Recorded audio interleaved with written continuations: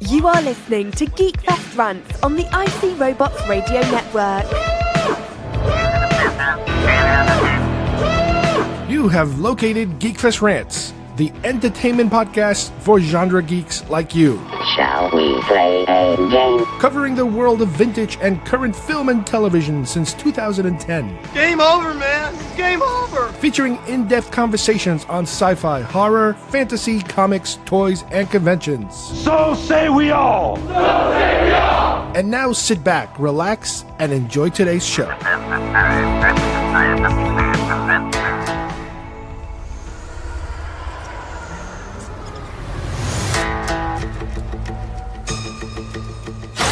You're after something. Is it revenge? Money? Or is it something else? You look good. A little rough around the edges, but good. Heard about a job.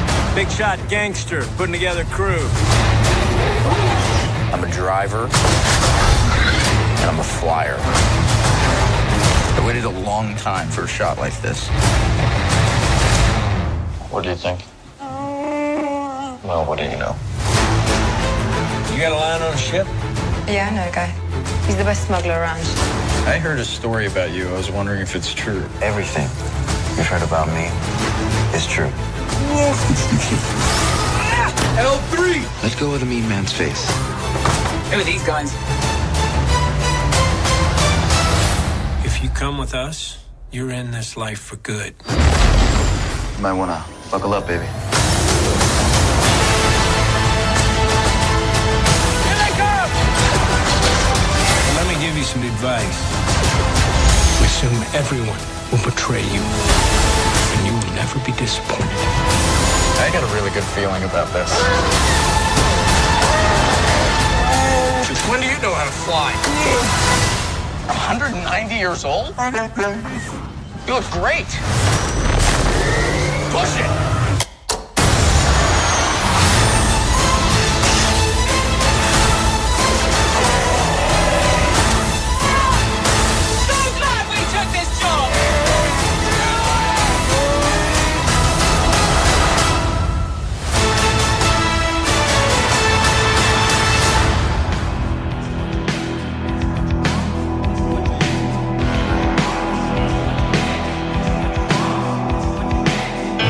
Hi everybody and welcome to GeekFest Rants. My name is Carlos Perron and today we are going to hit Solo trailer number 2. We have a brand new trailer for the Han Solo film that's coming out next month, and we're going to go shot by shot as we usually do to uncover all the little mysteries and hints and Easter eggs and, you know, tidbits that we can get out of this cool new trailer. Then we're going to explore Netflix suggested films. How many times do we watch a movie and then it suggests other movies in Netflix? Well, there's a ton of those type of movies that recently I've been able to watch, and some of them have been getting pretty good reviews and pretty horrible reviews. So we're going to go see which are the hits and which are the misses, and for those are going to be very, very spoiler heavy when we hit the Netflix films. So let's begin with Solo, a Star Wars story.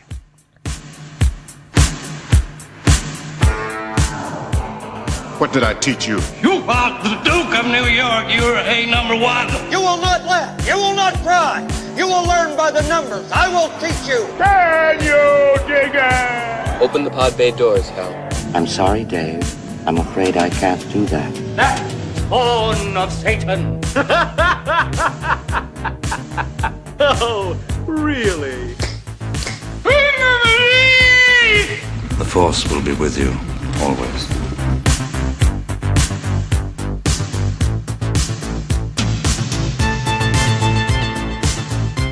All right, another day, another Star Wars trailer. We have the second Solo trailer that was just premiered the other night, and we're going to take it apart shot by shot like we've done some previous ones to see what little hidden things we could see here or there, or what it tells us about the story. Unbelievable, the movie's only a month away, and it is just outrageous how fast these things are coming. Overall, this trailer gives us a little bit more, not much, just a little bit more of the flavor.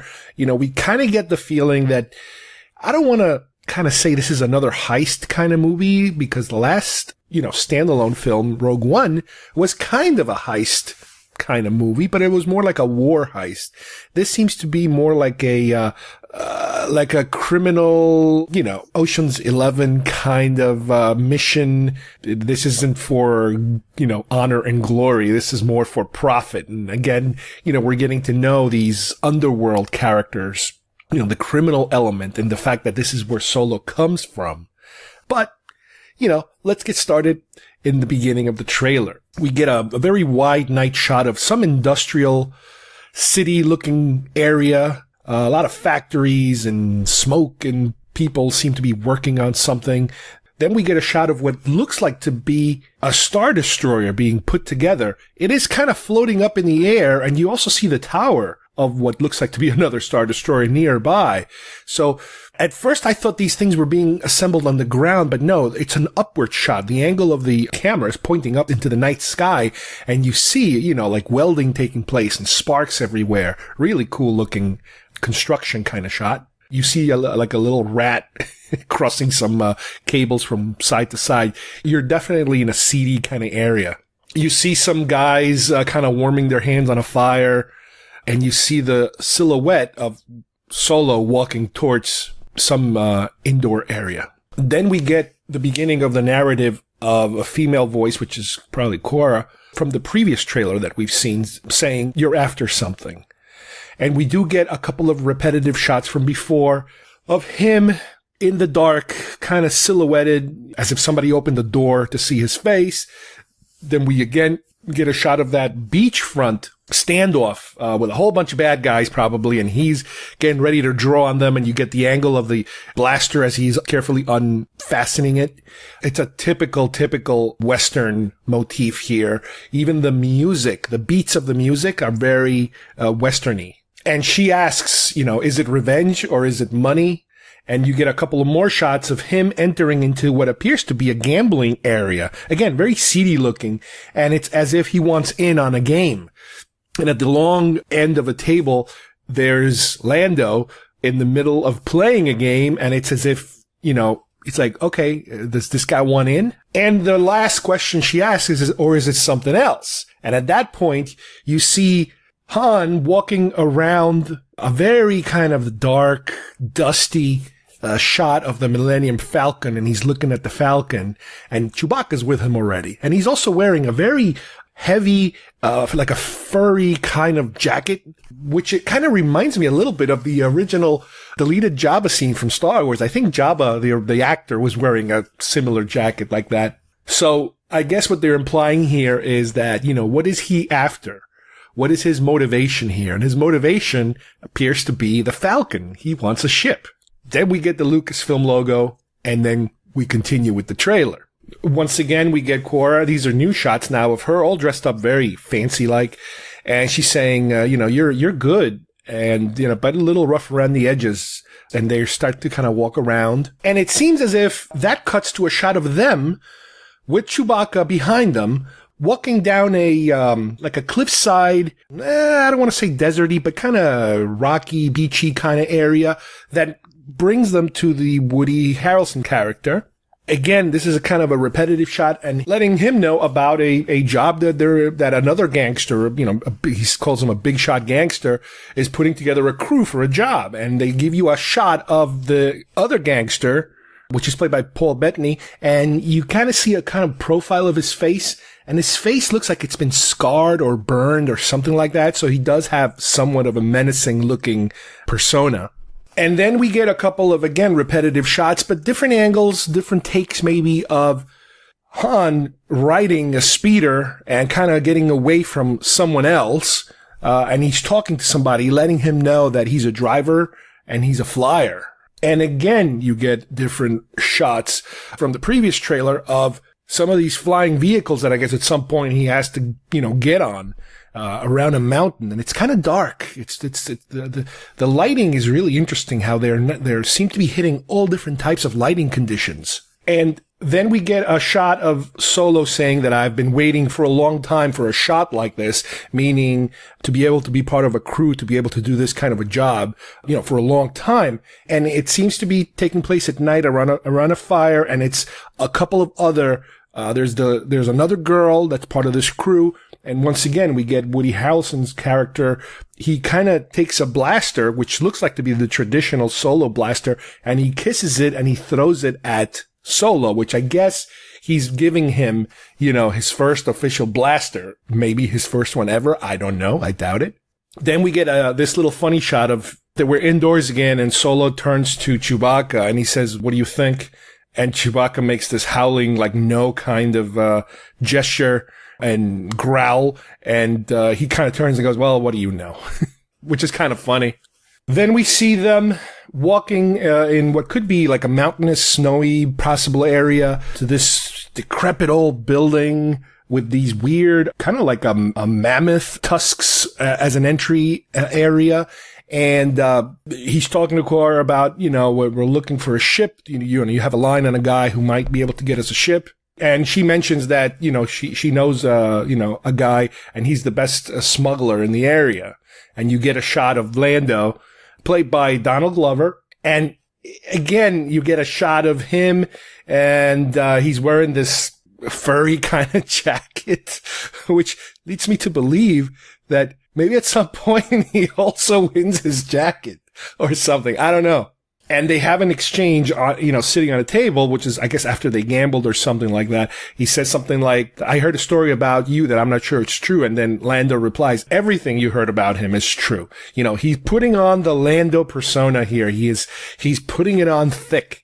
He's super, super confident. And that's followed by Chewie doing the Chewie laugh, I believe. That last time, I think we saw it on Empire after, Leia kisses Luke to piss off Han. And so it's interesting to see that come back.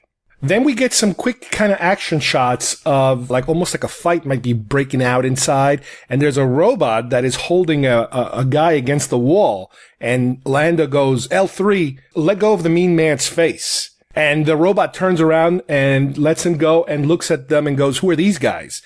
I get the feeling this is Lando's early version of Lobot, his assistant, if you will. This must be a pre-Lobot stage. I wonder if maybe in this film we do get a hint of a Lobot later on. And then we get a couple of shots of Solo once again. Again, some of these things are probably most likely being shown in a different order, but we get a shot of him touring the Falcon, and we see some shots and he's kind of touching certain things. So we understand that, this is where we're heading. It's his introduction to the Falcon. Then we get a shot of Woody Harrelson's character again, saying to him, again, from that cliff shot, if you're in this life for good, meaning, there's no way out of this. And then we get Lando prepping to take off on the Falcon with his co-pilot, that robot whose name is L337. And he goes to Solo, "You might want to buckle in, baby." And that little extra baby is there's your Lando right there. That little extra swagger that has to be sprinkled on with this character if you want to make it work. Okay, then we get a shot that we've seen kind of before of this kind of weird train that seems to kind of elevate and lower itself on the tracks. It's like a crazy roller coaster-y type of thing. And a shootout taking place on top of these carts between, I imagine it would be Han and his team against what looks like to be like a heavy, cold weather troopers. I forget what the technical name of the designation of those troopers are right now. Then you get Woody Harrelson's character again, his voice saying, "Let me give you some advice. Assume everyone is going to betray you." So you're getting that, that kind of pirate mentality, given to him here. And during that, you get a couple of quick edited shots of the Falcon flying through the atmosphere of a planet. You see Lando at a shot, and it's reminiscent of Empire Strikes Back. Assume everyone's going to betray you, and you see a shot of Lando, and then you see Kira, I believe. I think that's Kira. She's dressed up. She looks very different, but I'm pretty sure it's her. And you get shots of some of his other crew members. And again, Woody Harrelson's character says, "Everyone will betray you and you'll never be disappointed." So it's a nice little tag there. We do get some potential, I don't know if you want to call it an Easter egg or a unusual shot here of Chewbacca hugging, and you don't see the front, another Wookiee. Could this be his mom? Could this be his wife? Could this be, I don't know, his son? I don't know. There's a lot of buzz on the internet that this is kind of like from the holiday special, his wife. So it would be interesting if they make that canon. Then you get some more shots of the Falcon, flying through what appears to be space. And again, that weird tentacle creature that we saw on the first trailer. And you also get, again, a very ironic quote from Han saying, I have a very good feeling about this, which is the opposite of what we're used to, once again, of the I have a very bad feeling about this. And then, flying through this spacey, smoky kind of environment. Again, this was more featured in the first trailer. And Han turns to Chewbacca, and Chewbacca's trying, he's pulling some levers on the cockpit. And Han turns and goes, since when do you know how to fly? So I guess this might be where the pilot-co-pilot relationship starts.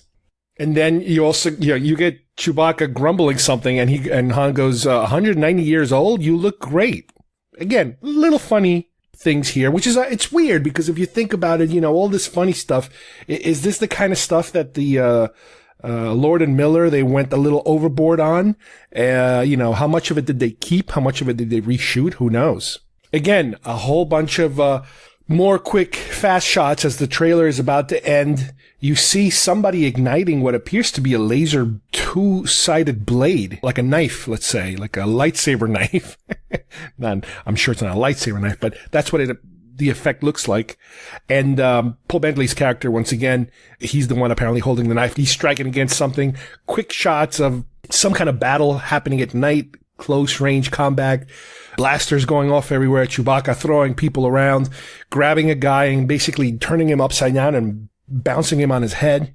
Another shot of Kira, another shot of L337 saying, so glad we took this job. And it's interesting because it's a female voice that robot has, which is something we're not used to seeing too much of, a female voice on a robot. And what's also interesting about that robot, if you think about it really, is this robot would most likely, like I said earlier, be the proto-Lobot, if you will. Lando has an assistant that is very in tune to his needs.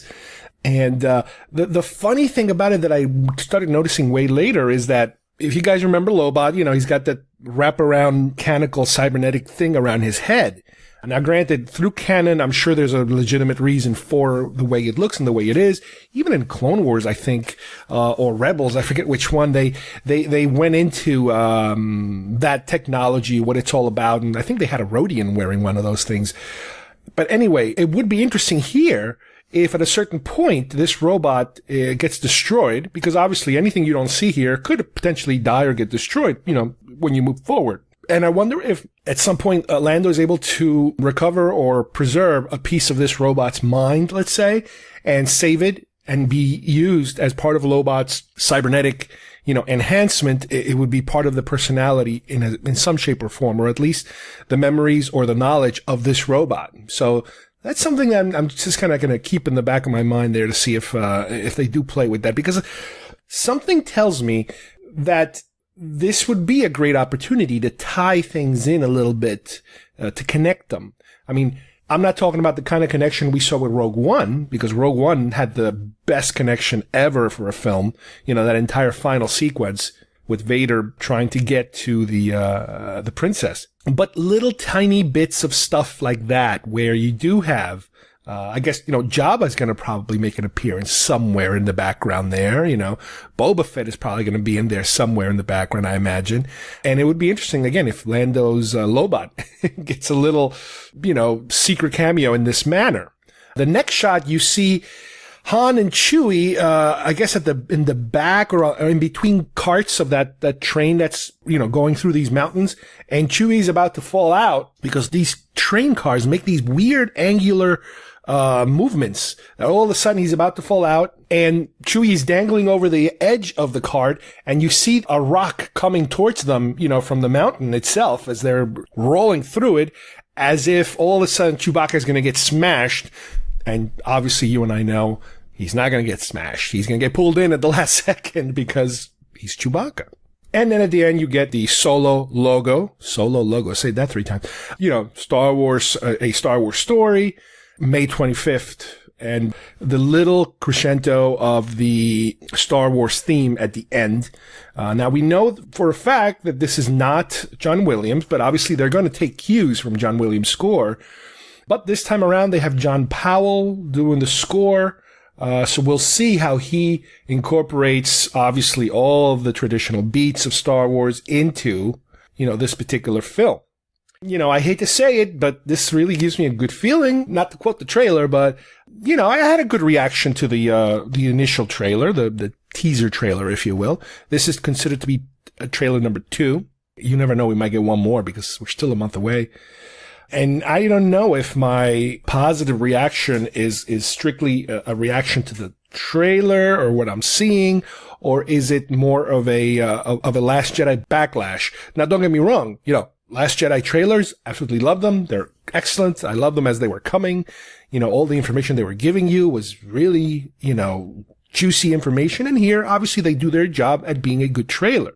We'll see what happens next. We're almost at this month-long timeline where, I believe later this week, the first wave of the toys are going to be released. There've already been some things leaked here or there, some very small things. I picked up at Denny's a silly little cup with a silly little Millennium Falcon topper on it and a couple of trading cards they were offering. So that was my first official Solo swag, if you will. It's a different kind of movie in terms of, the marketing itself is going to be somewhat difficult, I imagine, because Last Jedi had the typical, marketing rollout. I don't think they put it's hard to really say. I don't know if they really put as much product out as they did for Rogue One. I don't know if they're slowly diminishing these because they're coming year to year.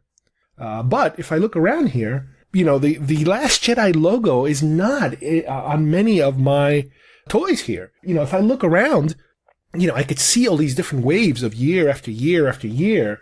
And then all of a sudden, I could see, there's quite a number of Force Awakens logos on some of my figures, carded figures here. I look around and I see there's a number of Rogue One figures, floating around too. But when I look around for Last Jedi, I'm only seeing 1 2-pack of a Praetorian Guard and Rey, and I do see a 6-inch, Black Series Praetorian Guard, and I do see a pair of, what are they, like a 18-inch Praetorian Guards, those Jack Specific huge ones I got, 2 different helmets. And I do see a foot-long Praetorian Guard with that flat helmet. But it does seem kind of odd to me that I don't have any other figures from the movie. And if I think about it, if I start to think about, which characters would make good figures, because that's kind of like the mode I'm in now as far as buying figures, is I don't, my days of collecting them all are long, long gone. But I do go for interesting looking things that kind of mean something to me, something special. And when I think of that movie, I just cannot pinpoint, any specific figure that I would say, oh my God, I have to get this one. This one is such a cool looking figure or such a cool looking character. If you think about it, let's see, with, Luke, there's not much going on there. At some point, they're going to make the caretakers. They have to. The rebels or the resistance, we've already kind of met most of them originally. I mean, yes, you have Holda, couldn't care less about her. You'd have people in different outfits. They put out some of those. Yeah, okay, whatever. Doesn't matter. Any cool droids or creatures? Well, there's a few actual creatures that are part of the rebellion that I believe were never made. There's still a couple more out there that were part of Force Awakens, and they returned as obviously just background characters. But they never really bothered to make them yet. I can't even think of their names because they're such weird looking guys. But if you think of the First Order, any new Stormtrooper variations? Not really. The majority of what I've seen, I bought during Force Awakens, the snow, the flame trooper, that kind of stuff. But this time around with the Executioner, what the hell is that? It's just a guy with a black mark on his shoulder. Who cares? Nothing really that new and exciting about it. So it's like, okay, the New Order have any cool robots? Not really. There were some background robots here or there, but they're not enough, I guess, to make them into figures. What about Canto Bight? Oh God, don't please make me remember Canto Bight. Yes, Canto Bight is full of creatures. And there were some cool robots in the background, I think, as like servers or waiters or anything like that, or bartenders. But they really haven't gone in that direction either. So I don't know if they're just holding off or what the deal is, but they really have not. What are they going to make? The little kids from the stables? Nah, or the creature that's in charge, the Uncle Plot looking creature? Nah, I don't think so. I mean, I would buy it. But I'll tell you what I would buy. I would buy, just because it's so ironically ridiculous, is that sea cow that Luke is milking, because it is just the epitome of that movie. To me, that is the symbol of that movie. It's the, really? This is what you're gonna do? Really? But like I said, to me, it's so ridiculous that would be something I would buy. I would definitely buy if they sold that creature. I wonder if it would come with a Luke with a green beard from all the milk. And I'll say it again, when I first saw that shot, I know it turns out to be odd, milk. I know what those round things are as a result of what happens. But when I first saw it, especially the fact that the location was so low to the crotch area, I thought it was something else. And I was like, what on earth is going on here? I should have known. I should have known what was to come, based on that shot. I was like, wow, we've gone a long way. Anyway, this is not supposed to be my rehashing of my grievances with The Last Jedi. But this is all about Solo. And like I said, we're about to enter that last month period of countdown mode of here it comes. Get ready for the marketing blitz. Who knows? Maybe the marketing will be a lot slower, a lot lower than before, a little scaled back. Because again, we have another movie a year from now.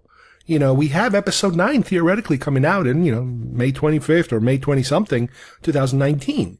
So let's just hang on until our next material from Solo, whether it's a trailer or maybe the actual movie itself. Let's take a quick break now and listen to a little spot from our friends at IC Robots. If you're into anything having to do with retro, vintage toys and 80s shows and all kinds of 80s and 70s vintage retro kind of games, television, movies, all of that geek culture that we love here at GeekFest Rants, take a look. When you visit their site, they have a podcast called The Toys R Us Report, and we strongly recommend it. So have a listen. Tune in to the Toys R Us Report for your weekly dose of pop culture talk that's out of this world. Movies, TV, toys, comics and more every Wednesday on the IC Robots radio network at icrobots.com. What are you waiting for? It's time to get down or come up. All right, we're back. Thank you guys from IC Robots, and let's continue with our show. All right, today we're going to talk about a couple of movies that if you are the type of person that likes to surf through Netflix, and after watching a movie, you might click on the, you might also like this type of section. This might be just for you. I know that I go through Netflix and I search, and, Netflix makes it pretty difficult sometimes, and it all seems to depend on the device that you have, because I noticed that depending on the device that you're using Netflix with, it will have its own menu.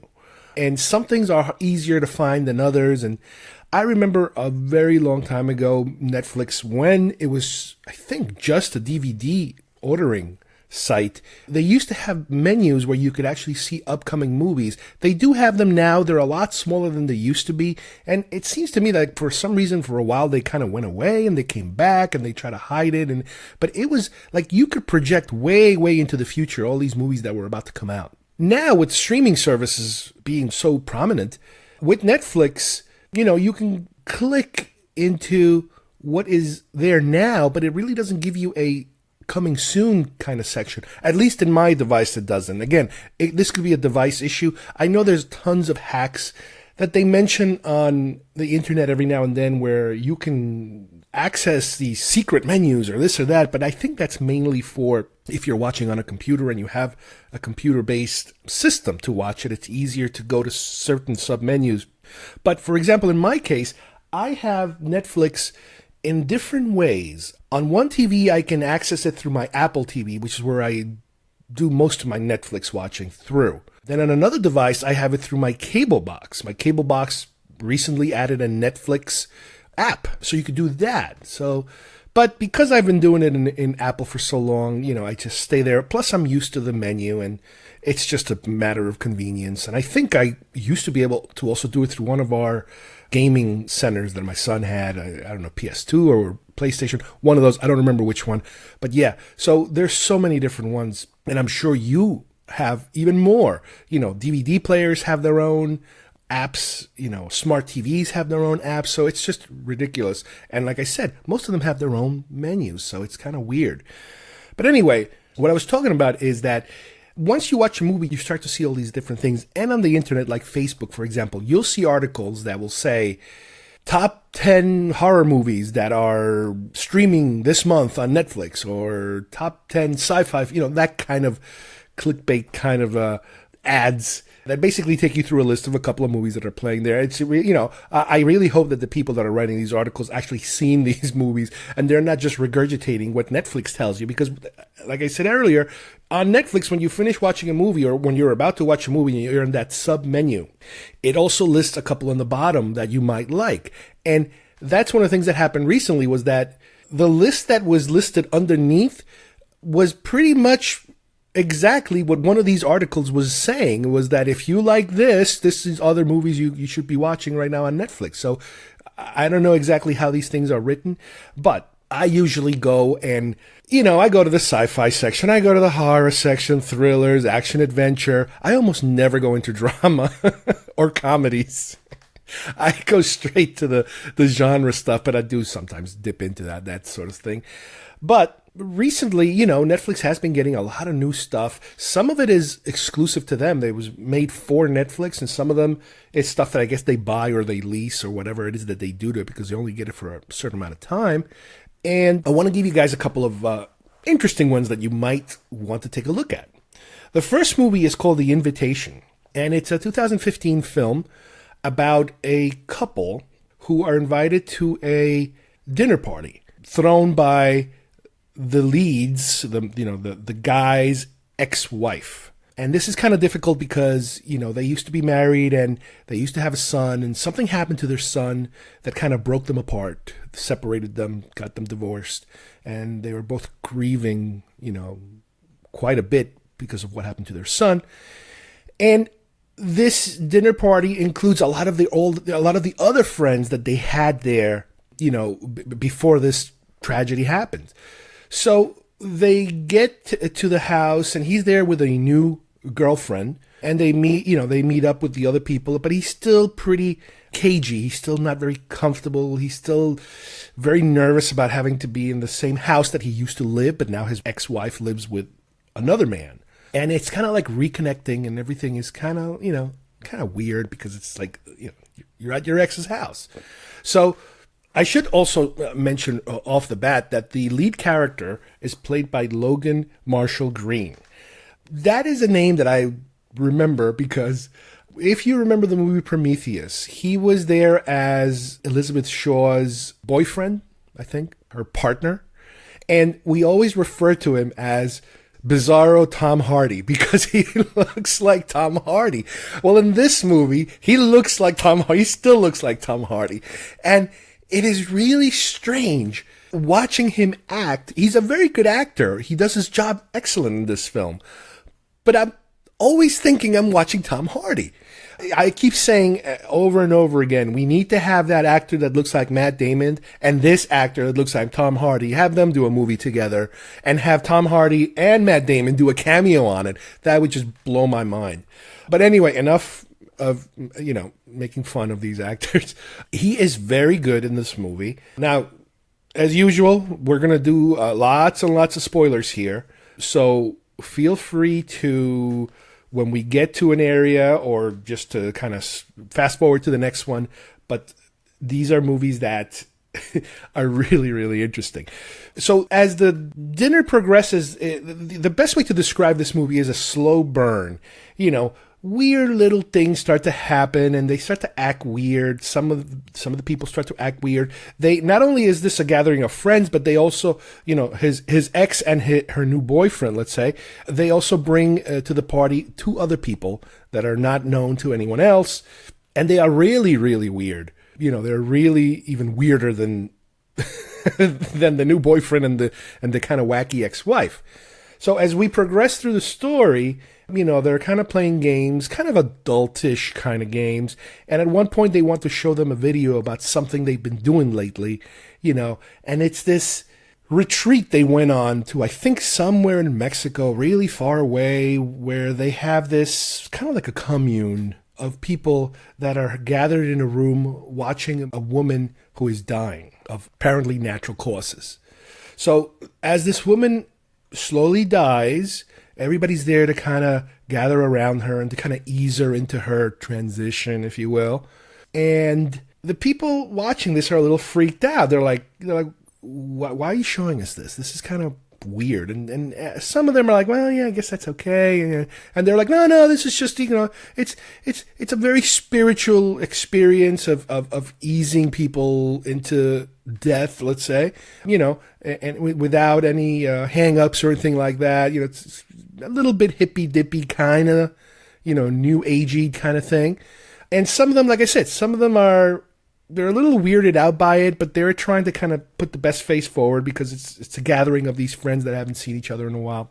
And some of them, specifically one of them, the party starts to get a little weirder because kind of drugs start coming out at some point, and weird stuff starts to happen. So she's like, you know what? I had enough of this. I got to leave. This isn't for me. I'll see you guys later.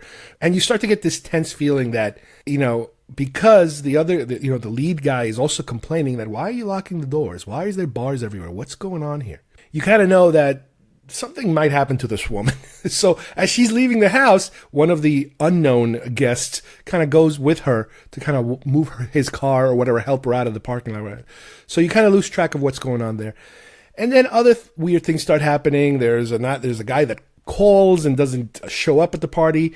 And then when you think that the guy has finally figured out what's going on, the guy shows up because he got delayed or something happened. So the tension kind of comes down again. And you start to feel like, yes, this guy is just being extra sensitive because he's still suffering. He's still grieving. He's looking at shadows everywhere.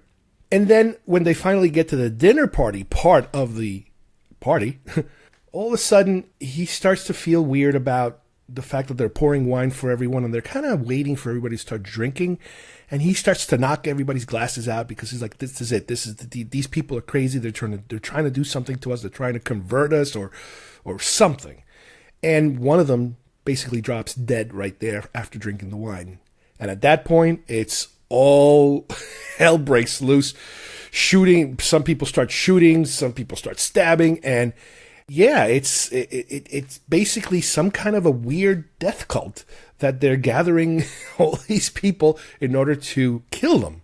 And at one point in the movie, we also noticed that they put out a red lantern. This boyfriend guy puts out a red lantern out on because this is night. This is taking place at night, obviously. A red lantern in the backyard. So there's all kinds of hints left and right that something's weird.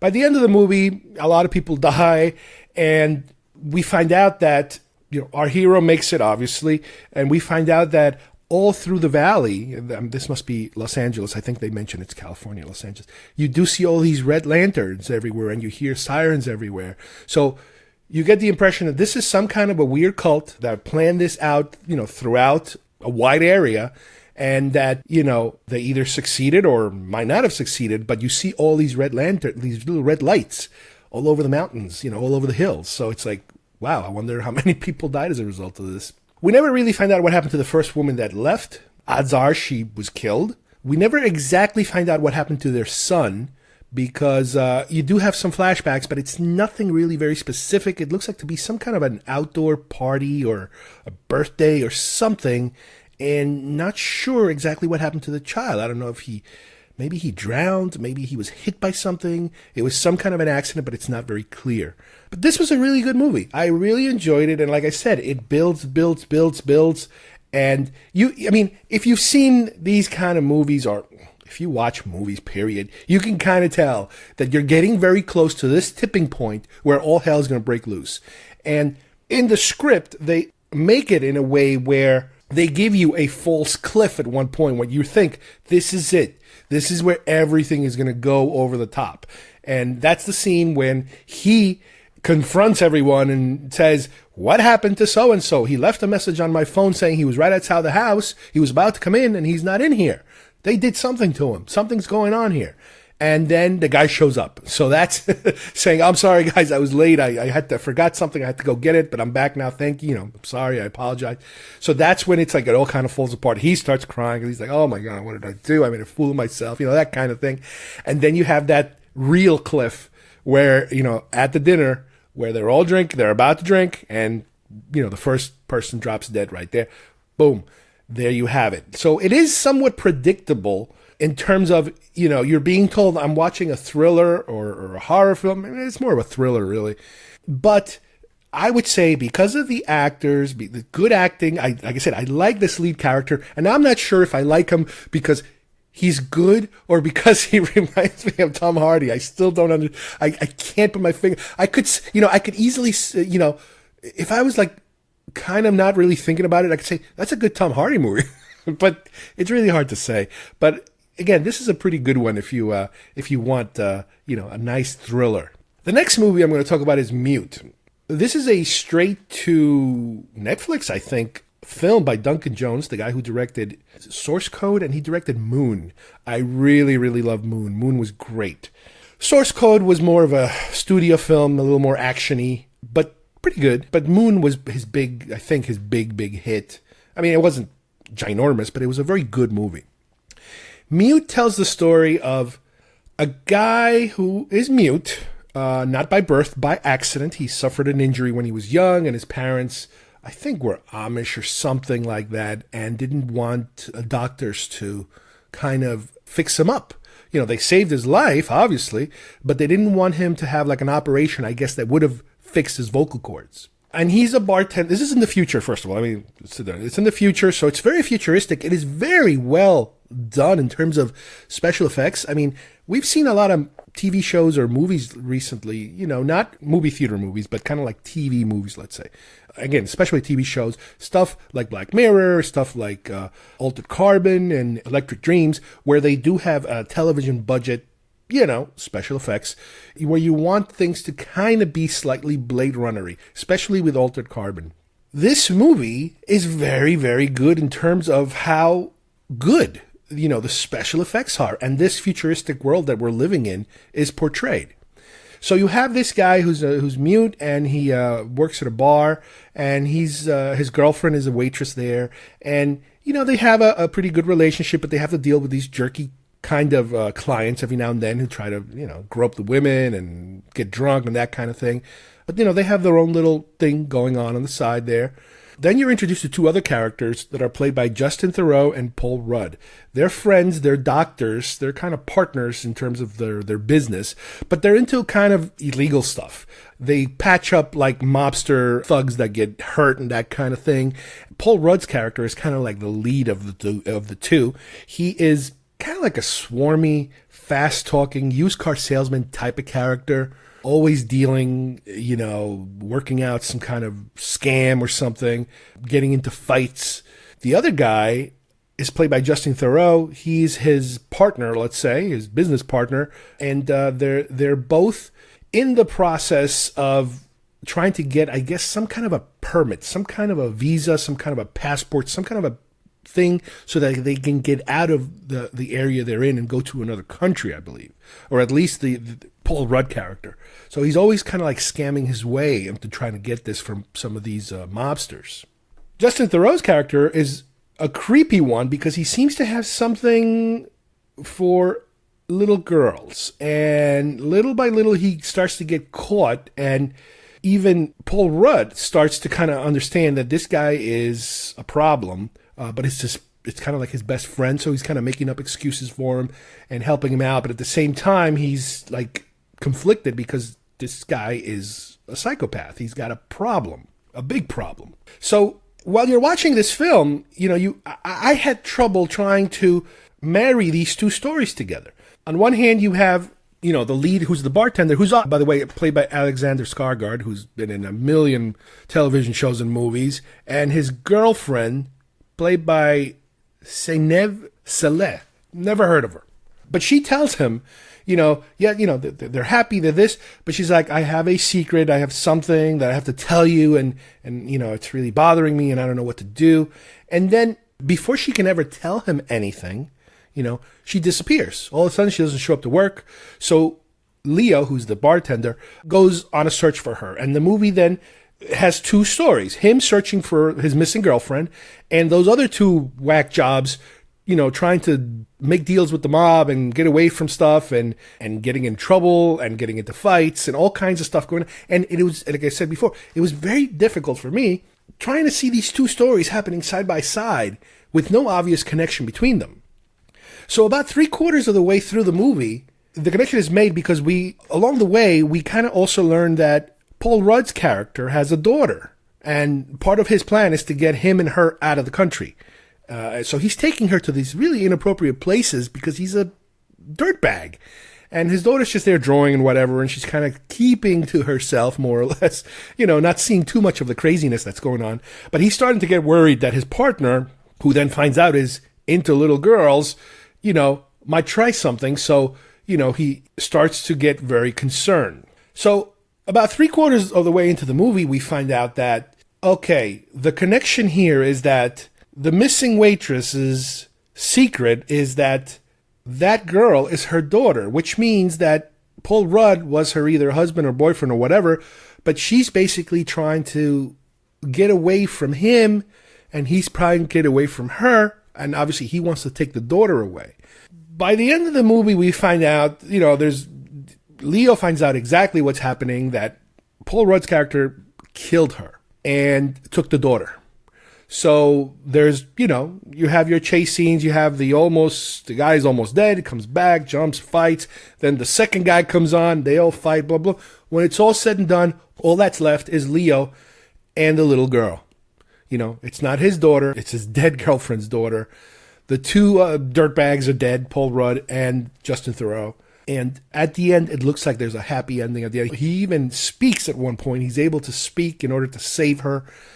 It's a little melodramatic. And the best thing about this film, it's something that I'm still trying to research a little more, is that sprinkled throughout the film, you have television clips that are being played in the background of stuff having to do with Moon, with the character of Moon from the movie Moon that returns to Earth. Some kind of hearings are taking place, whether or not he should be allowed to live or something like that. I don't know. But it's in the background, and it was really interesting. It's like, wow, he's tying this movie to one of his earlier movies. Unfortunately, that doesn't save this movie for me, at least.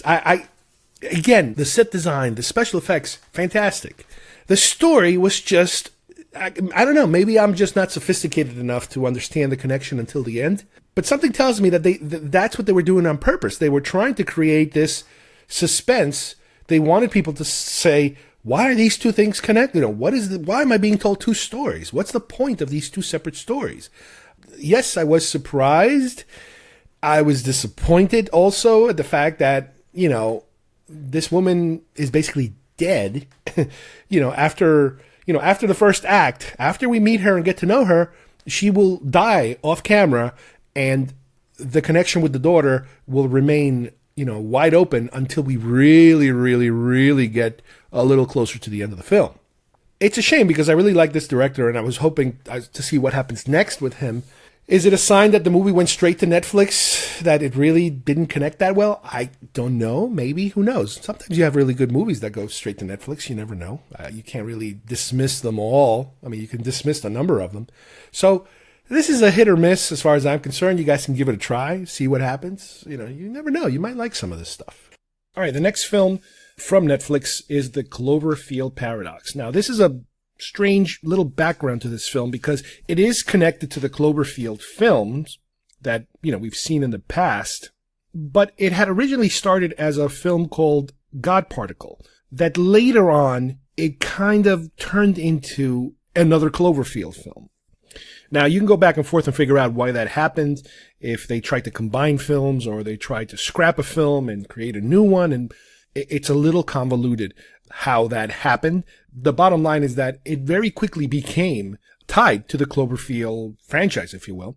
Now, with this particular film, what we have is a whole bunch of scientists on a space station trying to perform these experiments by activating a particle accelerator on the actual Cloverfield station. That's what the title, Cloverfield refers to the name of the station. The reason they're trying to do this is because they're trying to generate energy, because on Earth they're suffering from a energy crisis that hopefully this space station can create some form of energy through these experiments that will save the Earth in terms of being able to help, with this problem they're having. Now, you have a crew of, I think it's like 5 or 6 different crew members, and they're all specialists in different things, and they're all from different countries because it's like an international station type of situation. The lead character is an English engineer who has a little bit of a history having to do with Earth, where she is, as a result of an accident, her family died, having to do with a house fire that happened that has kind of psychologically traumatized her. And we kind of get to know, a little bit more of her background than we do from the other characters. One of the other actors is Daniel Bruhl, who has recently been in a lot of films. I've seen him on, Alienist. He plays Dr. Chrysler. He was Zemo in Civil War. He's been showing up in a lot of movies lately. He was in The Bourne Ultimatum, The Zookeeper's Wife. Like I said, this is a guy he's kind of like the up-and-coming foreign actor. He gets cast as a foreigner, usually German, I guess because of his background. His real name is Daniel Cesar Martin Blur Gonzalez. Wow. He's German, Spanish. Man, talk about a background there with a big 5 He's got 5 names. Interesting. And again, I've seen him in quite a bit of things, and he keeps showing up. So he is kind of like, I would say he's the second lead in this film. He's like the lead scientist, more or less. He's kind of in charge of everybody else. So the film goes through a period where they keep testing and keeps failing, and the tests keep failing, and the tests keep failing. And finally, after a 2-year period, they're able to initiate the test, and it's successful in terms of the machine seems to work. But then something happens. The device starts to shut itself down, and a lot of weird things start to happen in the station. First of all, they can't seem to figure out where they're at. It looks as if the station has been sent somewhere else, distance-wise. The gyroscope, the device that actually tells them where they are, is missing, completely missing. Then at one point, they hear these noises coming, these kind of like wailings or screams coming from one of the station walls, and they discover inside there's a woman trapped in the wall with wires kind of going through her. So they kind of have to disengage her from the structure and bring her out and be able to remove all this electronics from her. It's almost as if she materialized inside the wall. Then another one of the scientists starts to get very paranoid and designs a plastic gun, with a 3D printer kind of, because he thinks that something is going on and, something's coming to get him. So this guy with the gun all of a sudden starts to have these convulsions, and he kind of dies, and these worms kind of explode out of his chest, which are worms they were using for experiments, which is bizarre, like everything else. Then you have another scientist. Go back to that part. Boom, boom, boom, boom. Yeah, weird stuff is happening to these people. Then another scientist, his arm is kind of pulled into a wall and severed. So his arm is half his arm is crawling through the station, and his elbow, let's say, is kind of fused. So he's walking around with half an arm missing, but not with any threat of dying from it. Then the arm all of a sudden starts to kind of write something that says, check inside this other guy, the guy that was exploded because of the worms, and they find the gyroscope inside that guy.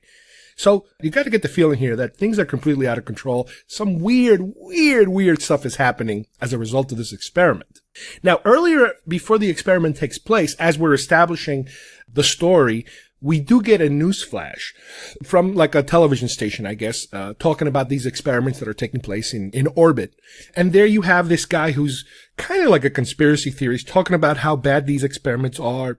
You shouldn't mess around with this kind of science because it could unleash all kinds of unknown terrors and problems and devastation, to the world or to the whole universe by activating these devices. And this is kind of like the super collider. I remember when the super collider, they were doing all the experiments that people were thinking something really bad could happen. So it's kind of tapping into that kind of fear. So once they take out the gyroscope from inside this dead guy, they were able to reinstall it and re-establish communication with Earth. They realize they're really far away from it, and they're kind of able to kind of tell where it is. But the transmissions that they're getting from Earth are stating that the Cloverfield station had crashed into Earth. So at this point, they're like, wait a minute, what's going on here? They're saying we died, basically, that everybody died. And what they realize is that basically what's happened is as a result of the experiment, their station got catapulted into another dimension, possibly, a different part of the universe where historically they failed in their mission. And the lead character that I was talking about earlier, in this particular world, her family is waiting for her because her family never died. So now you have a really weird situation where you have all these different people in and out of two different worlds.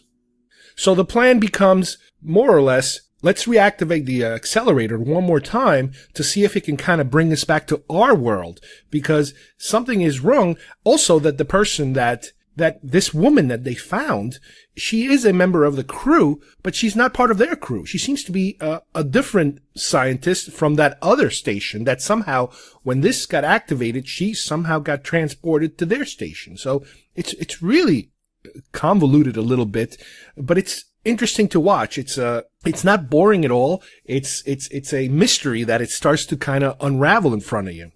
Now, some of these scientists start to die because of accidents, and then the other crew member that doesn't belong there, she starts to kind of go a little nuts, and she tries to kill some of them too. And we get to the point basically in the movie where it's down to two people, the lead actress and the lead scientist. They got rid of the one that was trying to kill them, and they're ready to reactivate. The guy is injured, but he's still able to help and to reactivate the accelerator, and they seem to return to Earth, to their Earth, their area, and they're able to take a capsule off of the space station and just eject and come down back to Earth. And the hook of this film, what really brings it even closer to the Cloverfield world as a whole, is that as the capsule is coming down the atmosphere, through the clouds, all of a sudden we see this head of this gigantic monster that looks a little bit like the previous Cloverfield monster from the first film, kind of roars its head through the clouds. And the thing is that in the time that these people have been away, the speculation is that these monsters have appeared, monster or monsters, and they're wreaking havoc on Earth all of a sudden now, as they might have already done in other dimensions. So this is kind of how it gets brought into the Cloverfield world. The reviews were kind of mixed in terms of this not being that great of a Cloverfield movie, that maybe they try to shoehorn it in a little bit. And yeah, it is true, they maybe tried to shoehorn it, but you know what? This is one of these movies where they're trying to expand on a franchise, if you're, or in a story, without directly addressing that story. In a way, similar to what Ridley Scott tried to do with Prometheus, where he tried to create a new storyline in a world that he already had built. And granted, he has to give you a little bit of that world's main themes, because you can't just visit the world without talking about the world. You can't just have a story take place with no connection whatsoever to that world. You could, I guess. I don't know if it's ever been tried successfully. I don't know. But here, this is how they're doing it. They're giving you the little hint in the beginning of this conspiracy theories, theorizing that this is what could happen if you do open up these portals. Now, what this could mean also is that the things that are happening in the first film, or even the second film, could be happening in different dimensions of Earth. They might be different worlds that are all of a sudden infected by this opening of a gate where these monsters seem to be able to now hop from one to the other in some shape or form and wreak havoc everywhere. So it is interesting. I think it's worth it. Like I said, I know that critically, if you look at your Facebook feed, a lot of different places, you might get mixed reviews. I think it's a worthy sci-fi type of thing. If you like the first Cloverfield films, this one kind of fits pretty well in there. I think they're going to try to do another Cloverfield related movie. I don't know if this time they're going to go straight to theaters or they're going to take this Netflix route because, like I said, at the last minute, this became a Netflix film, which is a sign, could be a sign of something bad in terms of, there's not enough belief in the film that it's going to make any money theatrically. So they say, all right, fine, give it to Netflix or give it to Amazon or give it to somebody else. I think it's a good sci-fi film. It's worthy of your time. The next couple of films I'm going to go a little faster through because they might or might not be worth your time. Let's put it that way. But it's interesting. Similar to Cloverfield, they put out a film called Bright, and I know it was made for Netflix. It is slightly a high-profile type of thing because Will Smith is one of the stars, and Will Smith is a huge movie star. And the movie is basically a cop film about a world we live in now where you have humans and, let's say, elves and orcs and all types of different Middle-earthy kind of characters, if you will. I know we're not supposed to be referencing Lord of the Rings, but that kind of thing where somehow, fairies and elves are part of the everyday population. Somehow something happened where all of a sudden the humanity was introduced to all of this new community that has to be integrated into the normal community.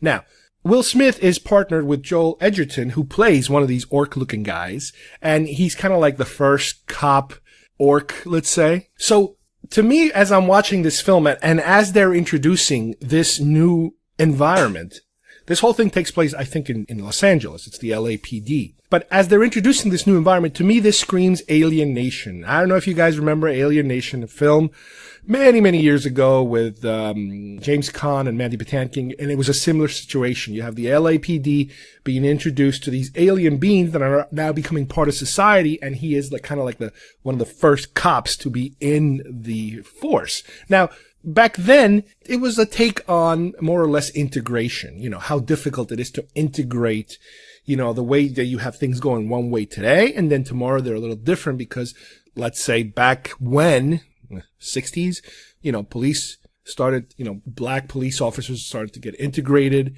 the post-integration period into those kind of jobs. And now they're doing a similar thing. I remember with aliens from another planet, and now they're doing it in Bright, and they're using orcs as that kind of thing. Now, I don't know how much inspiration they had from that previous film. It might not have anything to do with it. And there is an ongoing story underneath about there's this special elf or fairy or something that's supposed to have these powers and blah, blah, blah. So there is a kind of like an ongoing thing going on that it's supposed to, I guess, represent future possible films, future stories having to do with this subject. And the movie as a whole is basically, Will Smith's character is a rough character. He is just kind of nasty at times. And in the story, we get to a point where it's just expectedly, it's kind of like him and his partner against everybody. Everybody comes after them, more or less, and they eventually defeat the bad guy. Let's put it that way. There's a couple of known actors in the mix there. Some of them are wearing a lot of makeup, so you might not recognize them. But this is one that got really, really slammed review-wise. And to tell you the truth, I don't know why, but I kind of enjoyed it, more or less. I mean, I'm not going to say, oh, this is the greatest thing ever, but, and granted, I had already seen Alien Nation, and I remember that theme. I remember the situations that you're going to run into where, the cop is whatever, and then the new guy is very eager to please, and he does things a little different, and he's very awkward, and he's always saying the wrong thing. I've seen that before. But for some reason, again, it didn't bother me that much. Joel Edgerton has got so much makeup on him that you can't recognize it's Joel Edgerton. I love that actor. He's a very good actor, doing his best, American kind of accent. And Will Smith is also a little different than usual because Will Smith's usually, the good guy and the clean cut guy.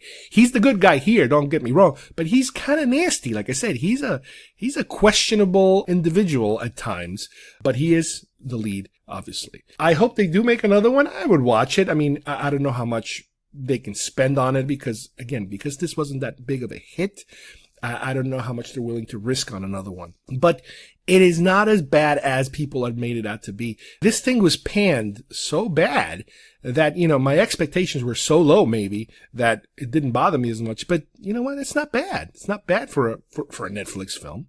There was this other movie also they put out, which I guess it might be British in terms of where it was made, or I don't know if it's exclusively to Netflix or it was basically picked up by Netflix, called The Ritual, about a whole bunch of friends that have this ritual of going, camping to the woods, and part of it having to do with a friend of theirs that died as a result of a robbery in a like a liquor store or a convenience store. And one of the friends being there and not being able to help, he has this guilt complex that's always following him around. Well, this movie is more of a really strangey kind of horror film where all these weird things are happening in the woods, and these strange, culty, monstery, weird people in the woods kind of things are starting to show up, and their friends are kind of dwindling one by one until there's only a few left.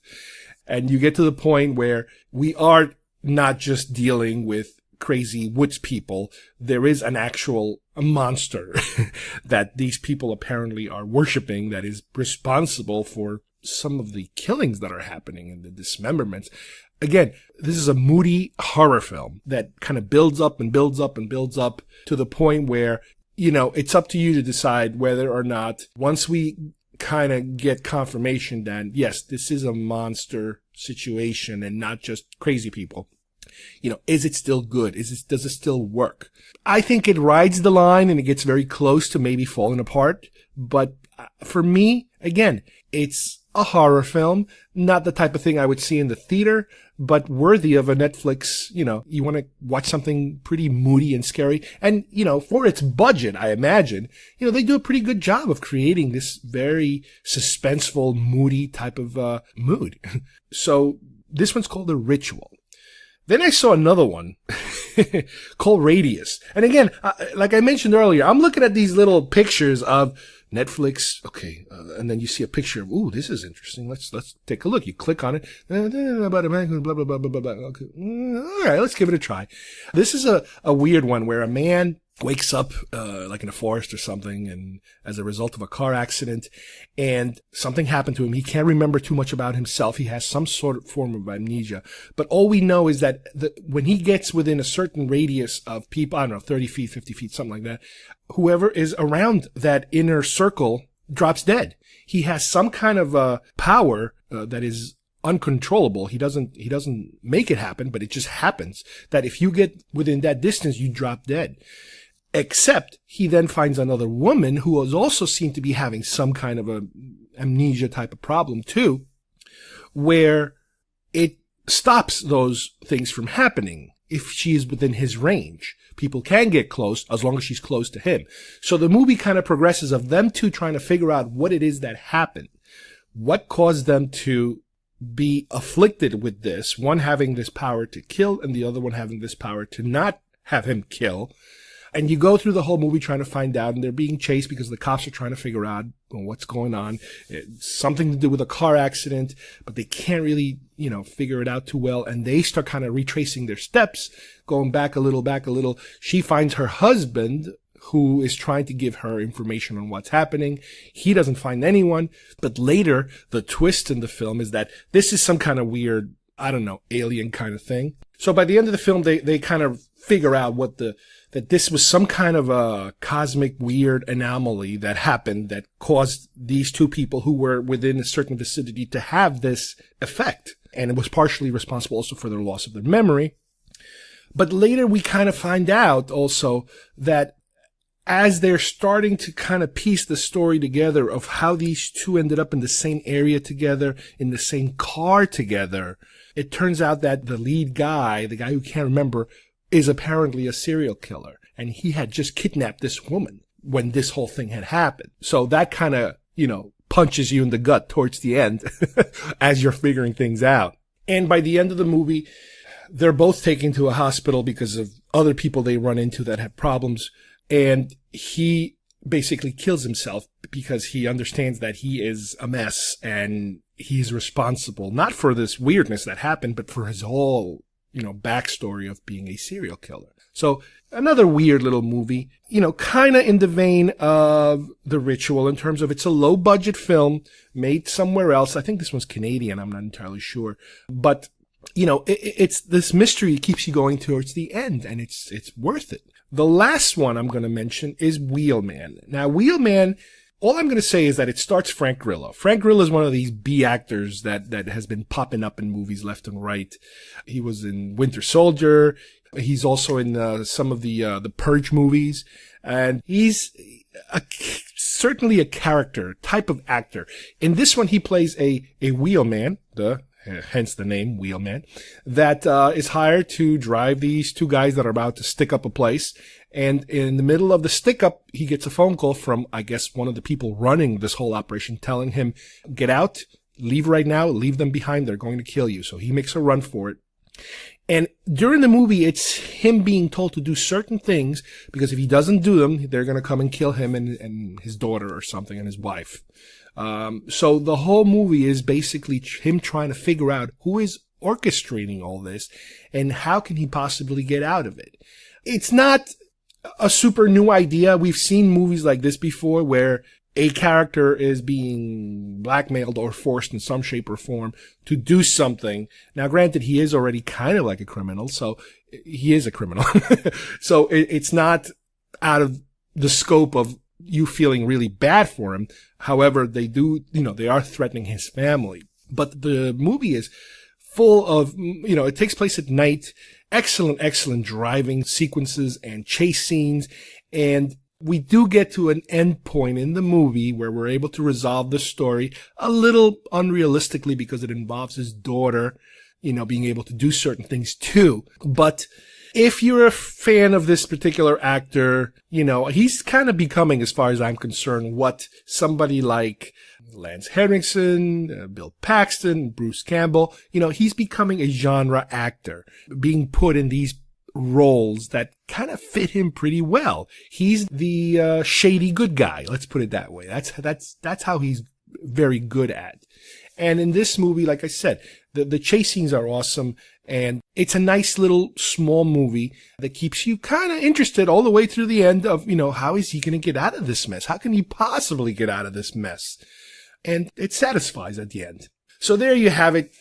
You got a whole bunch of movies that if you have Netflix and you're bored out of your skull, you might have heard of some of them. The reviews might be all over the place, but these are a couple that, as far as I'm concerned, they're pretty good. Some better than others. The only one in the group that I was not happy with was Mute, which was a high profile one as far as I'm concerned, because it's from, in my opinion, a very good director. That I guess, as usual, at one point they figure out, well, this movie's not that great. What do we do with it? In the past, they probably would, go to video store, rental, DVD. But now they have other options. When a studio is not so certain about a movie, they throw it on a streaming service. They probably get some good money out of that too. But, you got plenty of other ones here. Horror, sci-fi, all kinds of weird stuff for you to pick from. All right, I hope you guys enjoyed our breakdown of the Solo trailer number 2, the latest and greatest in Star Wars that we're going to get in only a month. It's unbelievable how soon this thing is right around the corner. And also, we covered a little bit of the Netflix films that are out there right now. Some of those suggested flicks, you watch one thing and then they suggest 5 other things. Well, I kind of went all over the place and started looking at some of these movies. And some of them are good, some of them are okay, and some of them are bad. But I hope it helped, for you guys to decide, what's out there and what's worth watching and not watching. So, until next time, thanks for listening, and we'll see you soon here at GeekFest Rants. Bye-bye, everybody.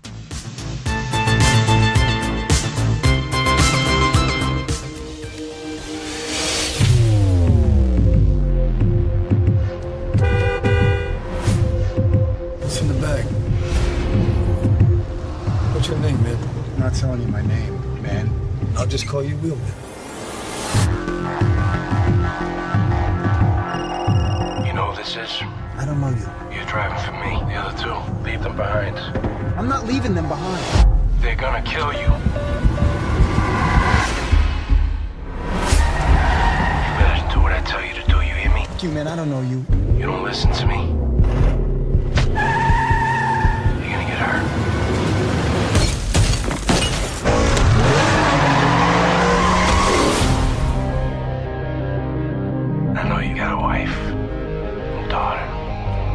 need you to leave the house. Dad, okay? what's going on?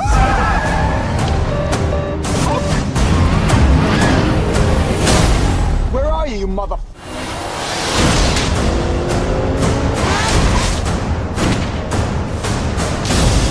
I got a daughter! That's what scares me. What scares you?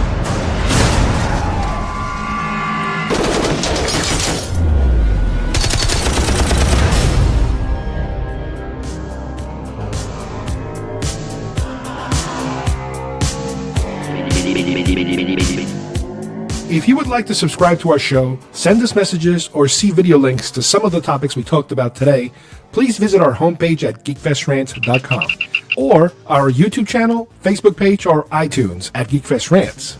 I don't know what we're yelling about! GeekFest Rants is produced by Carlos Perone, copyright 2018.